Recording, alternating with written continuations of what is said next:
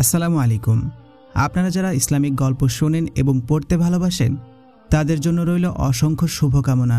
আমাদের আজকের গল্পের নাম পাপ, লিখেছেন আধারের মুসাফির। গল্পটি অনেক চমৎকার হতে চলেছে, তাই না টেনে সম্পূর্ণ ভিডিওটি দেখার অনুরোধ থাকলো। তো চলুন শুরু করা যাক। আলী, বাবা যাস না, তোকে ছেড়ে আমি এখানে একা একা কি করে থাকব? আলী, আলী। খুব কষ্ট হচ্ছিল জাহরা খাতুনের। কষ্টের রাগে অভিমানে পাশের বিছানায় বসে পড়ল। তার পাশে একজন খুব বয়স্ক মহিলা শুয়ে আছেন। মহিলা বললে ভুল হবে, আসলে বৃদ্ধা। জাহরা খাতুনের বয়স 57 চলছে। এই বয়সে এসে তাকে বৃদ্ধাশ্রমের ভাঙা একটা রুমে আসতে হবে, তা হয়তো জাহরা খাতুন আজ করতে পেরেছিলেন। তার স্বামী আব্দুল বারী রোড অ্যাক্সিডেন্টে মারা যায়, তখন জাহরা খাতুনের বয়স 35। আমার আর বেঁচে থাকতে মন চাইছে না। জীবন এত কষ্টের কেন হয়? শুরু থেকে শেষ পর্যন্ত কত কিছু হয়ে গেল। আমি জানি এই সবই আমার কর্মফল। পাপ ফিরে এসেছে আমাকে চোখে আঙুল দিয়ে অতীত দেখাতে। যখন ছোট ছিলাম মাকে ছাড়া কিছুই বুঝতাম না। মায়ের হাত ধরে পথ চলতে শুরু করা থেকে তারই মমতার আঁচলে বড় হওয়া। যখন থেকে বুঝতে শিখেছি তখন মায়ের সাথে কাটানো দিনগুলি কি সুন্দর ছিল। স্কুলে যাওয়ার প্রথম দিন মায়ের হাত ছাড়তেই মন চাইছিল না। মা বলেছিল, জাহরা মামুনি, তুমি কি চাও না তোমার অনেক বন্ধু হোক? তাহলে ভেতরে যাও, আমি কোথাও যাব না। ছুটি হলে আমার কাছে দৌড়ে চলে এসো। সেই থেকে আমার পথ চলা। একে একে ভাই, তারপর ছোট একটা বোন হলো। আমি দেখতাম কত কষ্ট করে মা আমাদের মানুষ করেছেন। সমাজে যেন চলতে পারি সেজন্য শিক্ষা দিয়েছেন। আস্তে আস্তে আমরা বড় হতে লাগলাম। আর মা আগের মতোই আমাদের সেবা যত্ন করেই যেন সুখ খুঁজে পেত। ছোটবেলায় মা আমাদের ভাই বোনদেরকে গল্প শোনাতো, কিভাবে মাকে সম্মান করতে হয়। বলতো অমুক লোক তার মায়ের সাথে কি করেছে, অমুক লোক তার মাকে বৃদ্ধাশ্রমে দিয়েছে, অমুক লোক তার মাকে মেরেছে। এসব শুনে মাকে বলতাম, মানুষ কিভাবে মায়ের সাথে এমন করে? মা শুনে হাসতো আর কি যেন ভাবত। যখন বড় হতে লাগলাম আমাদের ভাই বোনদের আচরণও মায়ের বলা ওইসব মানুষদের মতো হতে লাগলো। আমি ছিলাম সবার বড়, তাই পরিবারের প্রতি আমার একটা দায়িত্ব ছিল। বাবার কথা আর কি বলবো, আমাদের সবাইকে জন্ম দিয়ে বাবা আরেক নারীর হাত ধরে চলে গেছে। আমাদের 3 ভাই বোনের ভালোবাসা আর মায়ের আবেগ ভরা কান্নাও বাবার মন গলাতে পারেনি। বাবার তো আরও ভালোবাসার প্রয়োজন ছিল, শুধু এতটুকুতেই বাবা ক্ষান্ত হয়নি।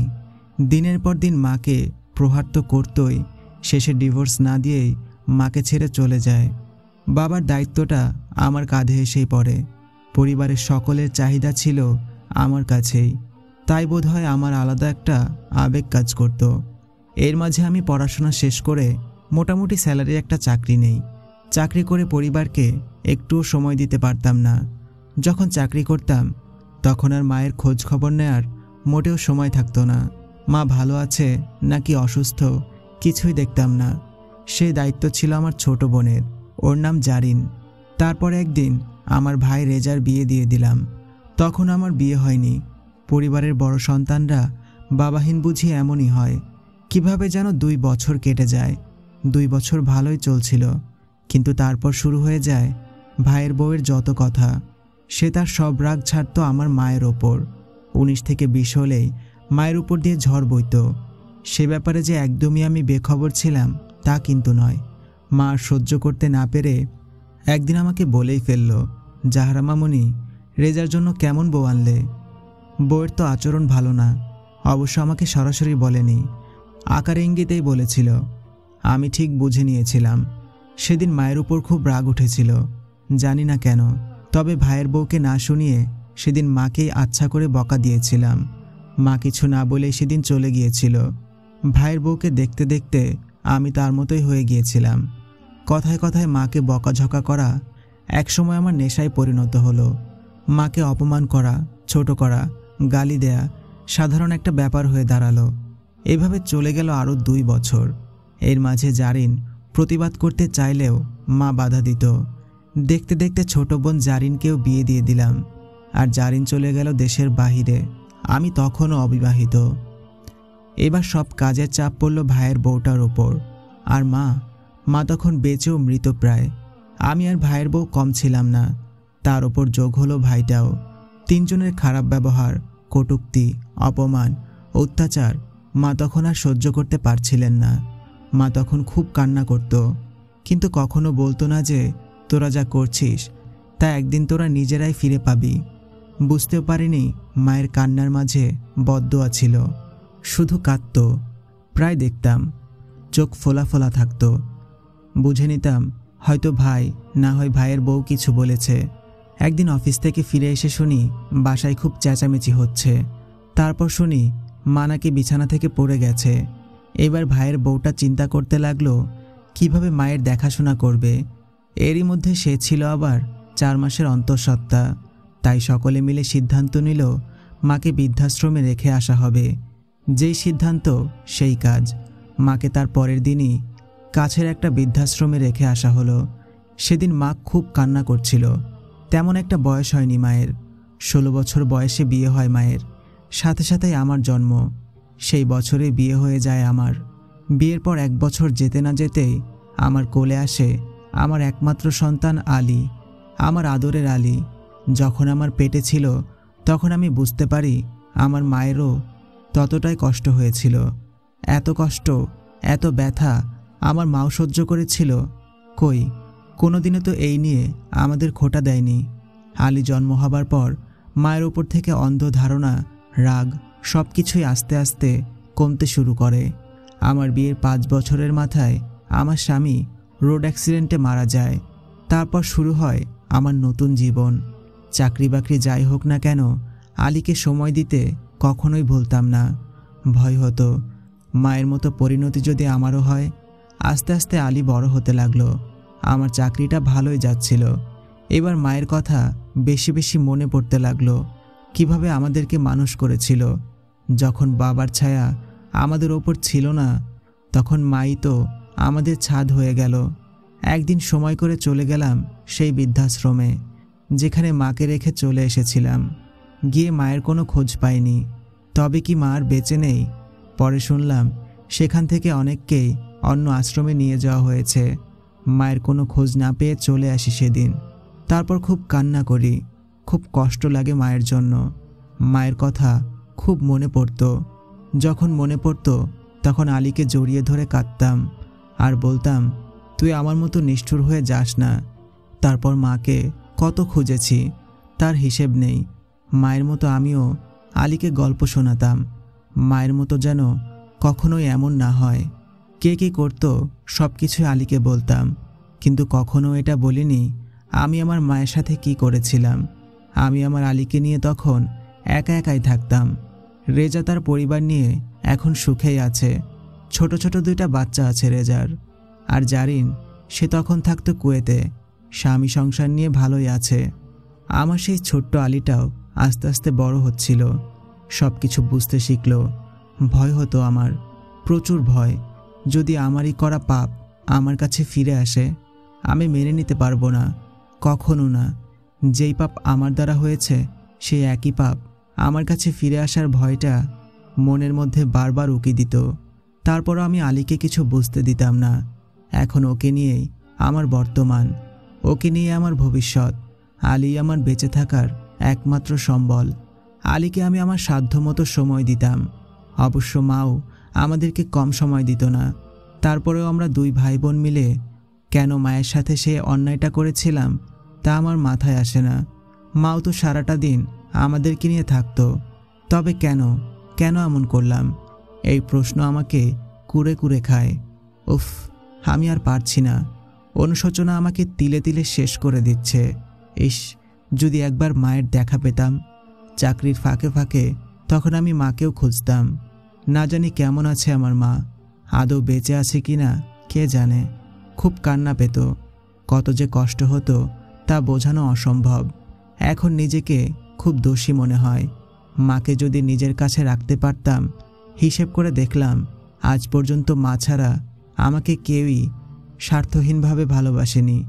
মা ছাড়া সবার ভালোবাসাতেই স্বার্থ ছিল। আমার স্বামীর ভালোবাসাতেও স্বার্থ ছিল। সে শুধু আমার টাকাকেই ভালোবাসত। দিন, মাস, বছর একে একে চলে যেতে লাগলো। সাথে সাথে আমার ছোট্ট আলীটাও আরও বড় হলো। এখন সে 25 বছরের তাগড়া যুবক, ভার্সিটিতে পড়ে। খুব নাম তার ভার্সিটিতে। সবার চোখের মণি আমার আলী। কত বন্ধু, কত বান্ধবীদের সাথে থাকে। বাসায় থাকার তার সময় কোথায়? গর্ব হতো খুব, আমার আলী এটা করে ওটা করে, বলে বেড়াতাম সবার কাছে। কিন্তু দিন শেষে আমাকে সময়ই দিত না। ভাবতাম হয়তো খুব ব্যস্ত, তাই সময় দিতে পারে না। এখন ব্যস্ত না থাকলে আর কবে থাকবে? একসময় আলী আমাকে অবহেলা করতে লাগলো। তখন মনের মধ্যে সেই পুরনো ভয়টা আবার জেঁকে বসতে শুরু করে। পারছিলাম না নিতে। আলীর অবহেলা আমাকে ভীষণ কষ্ট দিত, সহ্য হতো না। শুধুমাত্র আলীর কথা ভেবে আর কোনো সন্তানকে আপন করিনি। দেখিনি কোনো সন্তানের মুখ। কেন দেখব? ওর আদরের ভাগ কাউকে দিব না। তাহলে কেন আমাকে এত অবহেলা করে? মনে মনে ভাবতে লাগলাম, হয়তো আমার সময় ঘনিয়ে এসেছে। আলী প্রায় দিনই বাসায় আসতো না। আমি খেয়েছি কি না তারও খবর রাখতো না। কথা বলতে গেলে হাজারটা অজুহাত দেখিয়ে আমাকে তাড়িয়ে দিত। আলীর কাছে আমি কি চাইতাম? একটু সময়ই তো, কিন্তু তাও পাইনি। খুব করে কাঁদতাম। এখন সে প্রতিদিনই আমার সাথে খারাপ ব্যবহার করে, ঠিক করে কথাও বলে না। আর দিনের বেশিরভাগ সময়ই ওর বন্ধুদের সাথে কাটায়। কেন? বন্ধুদের সাথে কেন থাকবে? আমি ওর বন্ধু, আমি ওর মা, আমি ওর সব কিছু। ও কি বোঝে না? আলীর এই অবহেলা আমাকে আস্তে আস্তে মেরে ফেলে। টেনে নিয়ে যায় আরও 6 মাস। তারপর আমি আলীর ব্যাপারে একটা ভয়ঙ্কর কথা জানতে পারি। আমার আলী নেশা করে। শুধু এটা না, ওর এক বান্ধবীর সাথে নাকি অন্তরঙ্গ সময় কাটায়। খুব বড় শখ খেয়েছিলাম সেদিন। সাথে আলীকে মানুষ করতে না পারার কষ্ট তো ছিলই, তবু ওর মাঝে বিন্দুমাত্র অনুশোচনা ছিল না, ছিল না কোনো প্রতিক্রিয়া।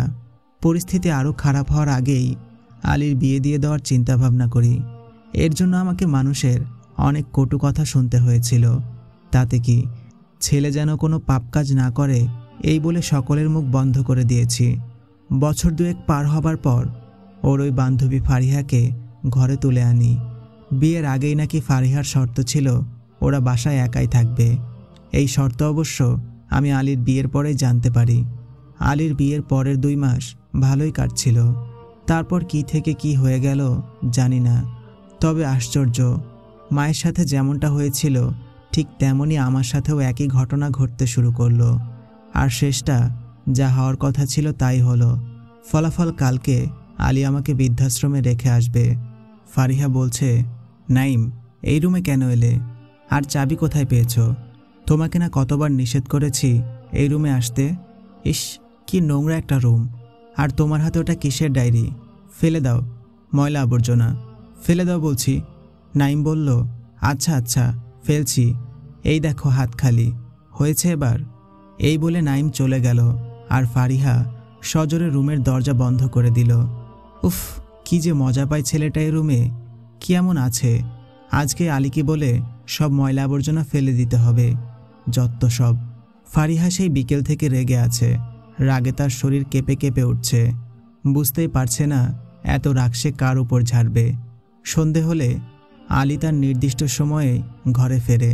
ফারিহা তার সব রাগ এবার আলীর ওপর ঝাড়ে। এসেছো, এবার গোসল করে নাস্তা খেয়ে আমাকে উদ্ধার করো। যত সব, ভালো লাগে না আমার। কি হলো কি তোমার? এভাবে রেগে যাচ্ছ কেন? রাখবো না তো কি, খুশি হব? উফ, কি হয়েছে বলবে তো? কি আবার হবে? নাইম আজকেও গিয়েছে তোমার মায়ের রুমে। তো কি এমন হয়েছে? কি হয়েছে মানে? কেন যাবে ওই রুমে? কি এমন আছে যে বারবার যেতে হবে? এই শোনো তুমি, আজকেই ওই রুমের সব আবর্জনা ফেলে আসবে, বুঝেছ? আর না হয় আমি এ বাড়িতে থাকবো না। ঠিক আছে, ফেলে আসবো, এবার শান্তি? উফ, বলে চলে গেল আলী। বাপ ছেলে দুইটা একই রকম হয়েছে। ওদিকে নাইম সন্ধ্যা থেকে বারান্দায় বসে ভাবছে। এতদিন বাবা মা আমাকে বলেছিল দাদু হার্ট অ্যাটাকে মারা গেছে, কিন্তু দাদুর ডায়েরিতে তার উল্টো। বাবা মা এত বড় একটা সত্যি কথা এভাবে লুকিয়ে গেল। না, কাজটা তোমরা মোটেও ভালো করনি। তোমাদের এর শাস্তি পেতেই হবে। ছি, আমার ভাবতেই ঘৃণা লাগছে। তোমরা এটা কিভাবে করতে পারলে? একবারও তোমাদের ভবিষ্যতের কথা মনে পড়ল না? আমার সামনে তোমাদের এর মুখোমুখি হতেই হবে। অবশ্য তোমাদেরকে আর কি দোষ দেব? দাদুই ছিল তোমাদের মতো। তারপরও তো দাদুর মধ্যে অনুশোচনাটা ছিল। সেখানে তোমরা কিভাবে নিশ্চিন্তে থাকো? না না, তারপর কি হয়েছিল তা আমাকে জানতেই হবে। রাতে খাবার টেবিলে বসে আছে সবাই। খাবার মাঝখানে নাইম আর থাকতে না পেরে বলেই বসল, বাবা, একটা কথা বলার ছিল। হ্যাঁ বল না। সত্যিটাই বলবে তো? কি বলতে চাইছিস? খোলাখুলি বল না। তোরা মা ছেলে এত প্যাচাস কেন? নাইম মুচকি হেসে বলল, আমি মোটেও মায়ের মতো হইনি বাবা। আলী বলল, বুঝলাম না, দাদুকে কোন বৃদ্ধাশ্রমে রেখে এসেছিলে? আলী চুপ করে রইল। ফারিহা বলল, নাইম, কি বলতে চাইছিস তুই? তুই তো জানিসই। নাইম বলল, থাক না মা, অনেক তো মিথ্যে বলেছ, এবার আমাকেও জানতে দাও। কি হলো বাবা, বলো, কোন বৃদ্ধাশ্রমে রেখে এসেছিলে? আলী বলল, এভাবে হাইপার হওয়ার কি আছে, এখন তো সবাই থাকে। নাইম বলল, তোমরা থাকতে পারবে তো? ফারিহা ধমক দিয়ে বলল, নাইম, কি বলছিস সেসব তুই? ভয় পেও না, তোমার নারী ছিঁড়ে পৃথিবীতে এসেছি, তাই যত দূরেই থাকি না কেন তোমার কাছেই ফিরে আসি মা। বাবা, তুমি কি বলবে? আলী মলিন মুখে বলল, শান্তিনীর আশ্রম। নাইম বলল, ধন্যবাদ। এই বলে উঠে যায় নাইম। রুমে এসে পায়চারি করতে থাকে সে। কাল আমি অবশ্যই শান্তিনীরে যাব। বাস স্টপে অপেক্ষারত নাইমের গা থেকে টপ টপ করে পানি বেয়ে গড়িয়ে পড়ছে। সেদিকে যেন তার কোনো ভ্রুক্ষেপই নেই। হাতঘড়িটার দিকে বারবার তাকাচ্ছে সে। না, একটু বেশি দেরি হয়ে যাচ্ছে। চোখের উপর বাঁ হাতটা রেখে আশপাশে তাকাতেই চলে আসে তিশা বাস। উঠে পড়ে সে তার গন্তব্যের উদ্দেশ্যে। বাসের ভিড় ঠেলে মাঝখানের একটি সিটে বসতে মেরুদণ্ড ব্যথায় টনটন করে উঠল। প্রায় 1 ঘন্টা 40 মিনিটের রাস্তা শেষ করে শান্তিনীরের দেখা পেল নাইম। চলে তো আসলাম, কিন্তু দাদুর ডিটেইলস কিভাবে পাবো? না, এসেছি যখন কিছু না জেনে যাওয়া যাবে না। এই যে আন্টি, শুনছেন? আমাকে ডাকছো? জি। আপনার নামটা? রানু। আচ্ছা রানু আন্টি, একটা হেল্প করতে পারবেন? কি বলো? আমি আসলে এখানে এসেছি একজনের ব্যাপারে খোঁজ নিতে। যদি একটু সাহায্য করতেন তাহলে উপকৃত হতাম। তিনি ভ্রুকুচকে বললেন, এখানে মানুষ একবার আসলে কেউ তার খবর নেয় না। যাই হোক, বলো, কার ব্যাপারে জানতে চাও? সে কি 15 বছরের আগের কেউ? নাইম বলল, এই তো প্রায় হবে 23-24 বছর। তাহলে বাবা আমি জানি না, আমি এখানে কাজ করি 15 বছর হবে। তুমি রেবেকা খালার কাছ থেকে কিছু জানতে পারবে। ওই যে খালা, ওইখানে দেখো। বলে চলে গেল রানু। নাইম রেবেকা খালার কাছে গিয়ে দাঁড়িয়ে সালাম দিল। আসসালামু আলাইকুম খালা, কেমন আছেন? চশমার ভেতর থেকে রেবেকা খালা চোখ পিট পিট করে তাকিয়ে বলে, কেডা তুমি? খালা, আসলে আপনি আমাকে চিনবেন না, আমি অনেক দূর থেকে এসেছি। একজনের ব্যাপারে বিস্তারিত জানতে চাই। সে এখানেই থাকতো। নাম জাহরা খাতুন। প্লিজ খালা, আমাকে নিরাশ করবেন না। আমি অনেক আশা নিয়ে এসেছি। আমার বিশ্বাস আপনি আমাকে খালি হাতে ফিরিয়ে দেবেন না, প্লিজ। এক নিঃশ্বাসে কথাগুলো বলে থামে নাইম। আর রেবেকা খালা অবাক হয়ে তাকিয়ে আছে নাইমের দিকে। তারপর সময় নিয়ে ভাঙা কণ্ঠে বলে, তুমি ক্যাডা তা তো জানি না, তাই এমন কইরা জানতে চাওনের কারণটা কি হুনি? আর তুমি হও ক্যাডা ওই জাহরা খাতুনের? খালা, আমি ওনার নাতি হই। নিচে তাকিয়ে কথাটা বলল নাইম। নাতি? ও আচ্ছা, তো এতই যখন খোঁজ নেওনের শখ, তো আনলা কেন এই জাহান নামে? আসলে খালা, মানে আমি। রেবেকা খালা নাইমকে আমতা আমতা করতে দেখে তাকে থামিয়ে দিয়েই বলে, আইসা থাও, কন লাগবো না, জানি তুমি আনো নাই হেরে, তোমার বাপে আনছে। খালা, আপনি জানেন তাহলে? জানুন না কেরে, এইখানে আজকে 37 বছর ধরে তাই, সব খবরই আমার ঠোঁটস্থ। ও, আপনার তো তাহলে এই শান্তিনীরে অনেক অভিজ্ঞতা আছে। তা ভালোই হলো, তাহলে তো অবশ্যই আপনি দাদুর ব্যাপারে জানেন, তাই না? জানি না মানে? না যাই না কোনো উপায় আছে? হামগো সাথের যারা যারা ছিল তারা হক গলেই জানে। প্লিজ খালা, আমাকে আর অপেক্ষায় রাখবেন না। যেদিন থেকে দাদুকে এখানে আনা হয়েছিল সেদিনের পর থেকে দাদুর ব্যাপারে আপনি যা যা জানেন সব আমাকে বলুন। তার আগে একটা কথা বলুন, দাদু কি বেঁচে আছে?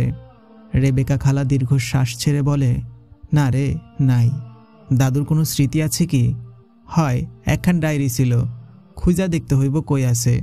পুরান জিনিসের রুম থেকে পাইলে নেওয়া যায়ও। আচ্ছা খালা, আপনি যে বললেন দাদুকে না চিনে কোনো উপায় আছে, কি এমন হয়েছিল যে সবাই দাদুকে চিনত?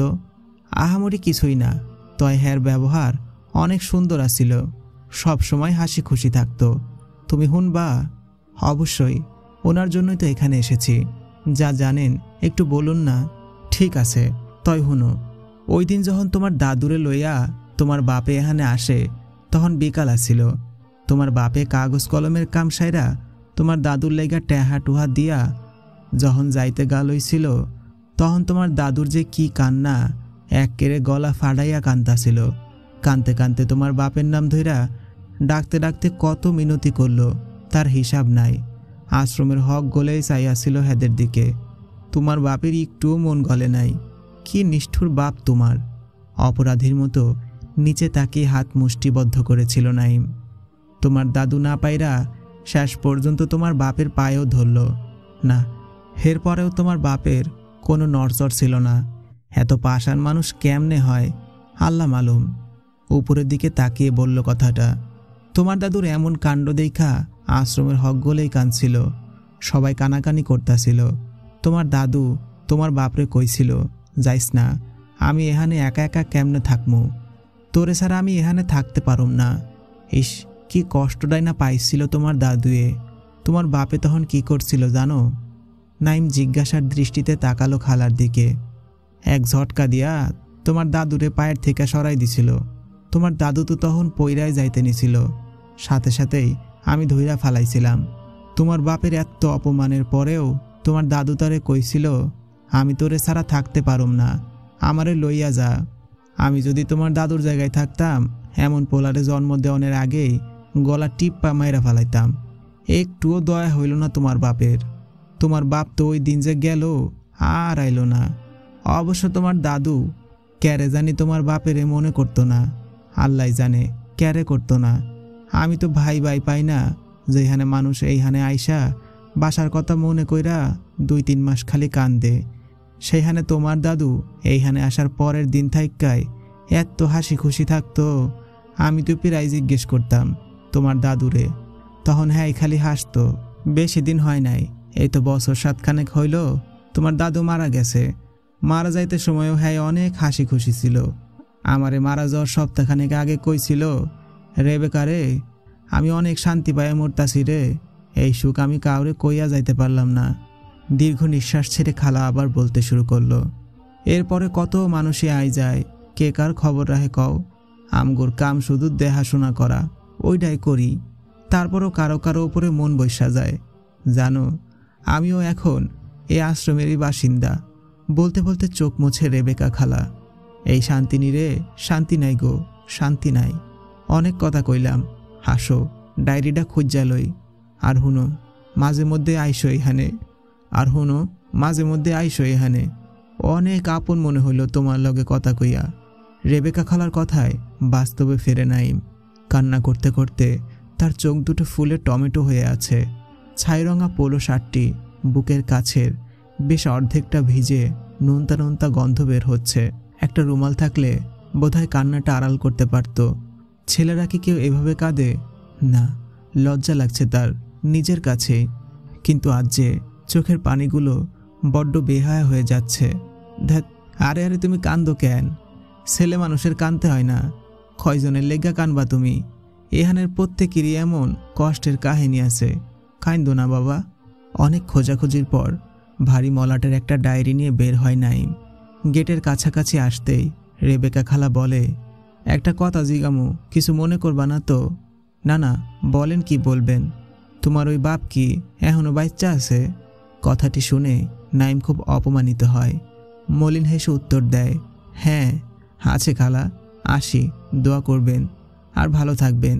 আচ্ছা যাও, আবার আইসো। বাসায় এসে কোথাও না তাকিয়ে এক দৌড়ে ছাদে চলে যায় নাইম। ছাদের এক পাশের পানির পাইপের উপরে বসে ডায়েরিটা খোলে। বেশ পুরনো ডায়েরি, পৃষ্ঠাগুলো পুরনো হতে হতে লালচে হয়ে গেছে।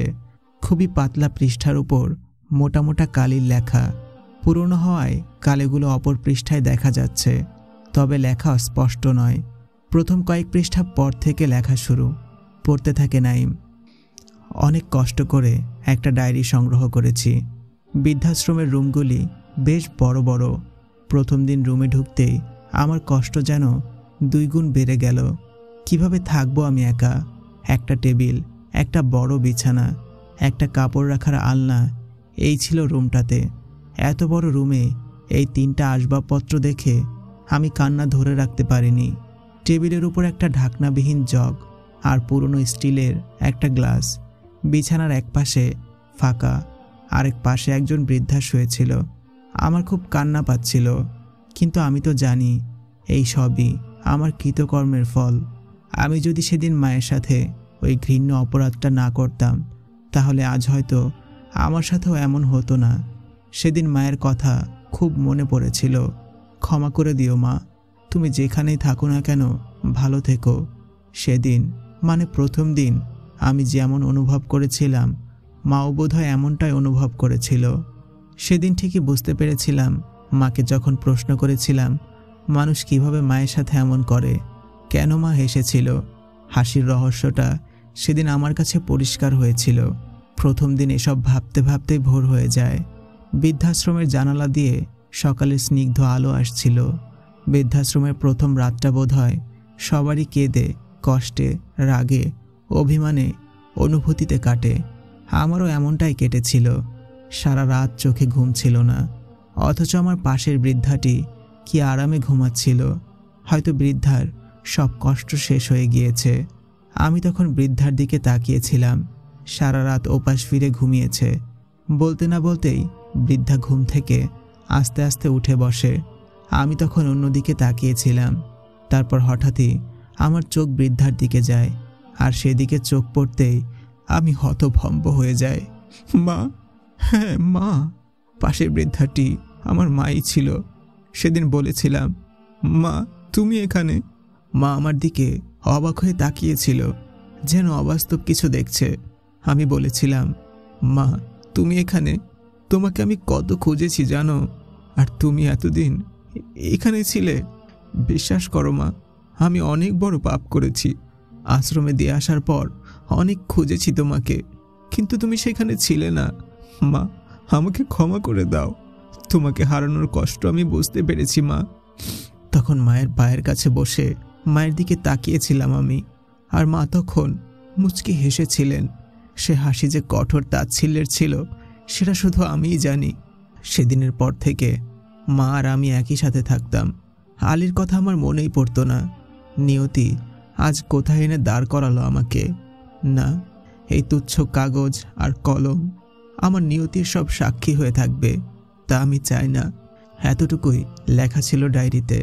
নাইম সবগুলি পৃষ্ঠা তন্ন তন্ন করে খুঁজেও আর কিছুই পেল না। বিকেলটা ছাদেই কাটিয়ে দিল নাইম। মনে মনে ভাবছিল, দাদু তো তার শাস্তি বেঁচে থাকতেই পেয়ে গেছে। সন্ধে হতেই নিচে নেমে এলো নাইম। সারা রাত সবাই চুপচাপ ছিল, কেউ কারো সাথে কোনো কথা বলেনি। রাতে খাবার টেবিলে বসে আলী নাইমকে উদ্দেশ্য করে বলল, নাইম আজকে কোথায় গিয়েছিলি তুই? নাইম চুপ করে আছে। কিছু জিজ্ঞেস করেছি আমি তোকে? ভেবো না বাবা, দাদুকে ফিরিয়ে আনতে পারিনি। দাদু আর বেঁচে নেই। শান্তিনীর থেকে যে শান্তি ফিরিয়ে আনতে চেয়েছিলাম, সে শান্তি আর বেঁচে নেই। এবার তো খুব খুশি হবে তোমরা, তাই না? বাবা একটা কথা বলবো, আমি সম্পূর্ণ নিশ্চিত নই, তবে যে পাপ তোমরা করেছ সেটা তোমাদের উপর যে ফিরে আসবে না তার কোনো নিশ্চয়তা দিতে পারবে?